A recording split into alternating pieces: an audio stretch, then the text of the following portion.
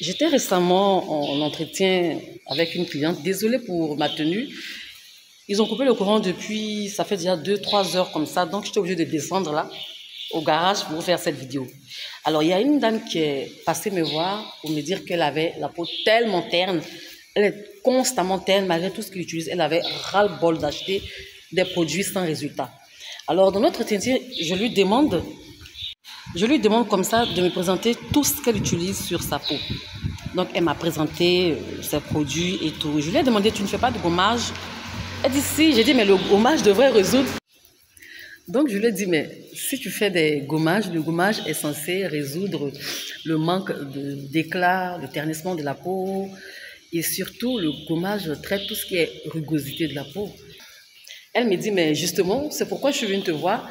Parce que malgré le gommage, malgré tout ce que j'utilise, je n'ai pas d'éclat, je n'ai pas de glow et tout.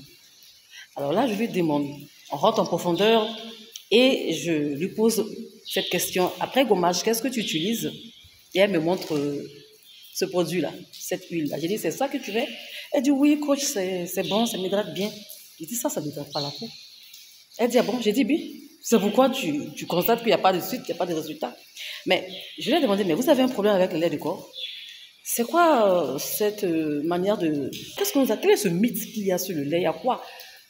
Mais résolvez d'abord toute cette angoisse, la psychose que vous mettez sur les laits de corps, tout ce qui est crème, boum, il y a quoi? C'est quoi ça? C'est quoi?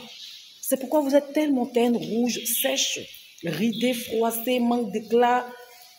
Il y a quoi? Je lui ai demandé, mais tu as un problème? Est-ce que si tu mets les de corps, quelque chose va t'arriver? Elle dit non, elle gratte sa tête. Coach, c'est pas ça, on n'aime pas. J'ai dit qui est on? Ne parle pas pour tout le monde qui est on. Elle dit c'est vrai, j'aime pas me pomader et tout. J'ai dit ben voilà, tu as voilà le problème. Elle me dit donc après le gommage, est-ce qu'elle peut pas mettre l'huile? J'ai dit ok. Déjà, ce n'est même pas une huile qui provient des graines. C'est pas une huile végétale. Les huiles végétales, par contre, elles nourrissent la peau. Mais ce que tu as présenté, ce n'est pas une huile nourrissante. Les huiles minérales ont un autre rôle sur la peau. Mais après un gommage, ne mettez pas d'huile minérale. Vous comprenez, non?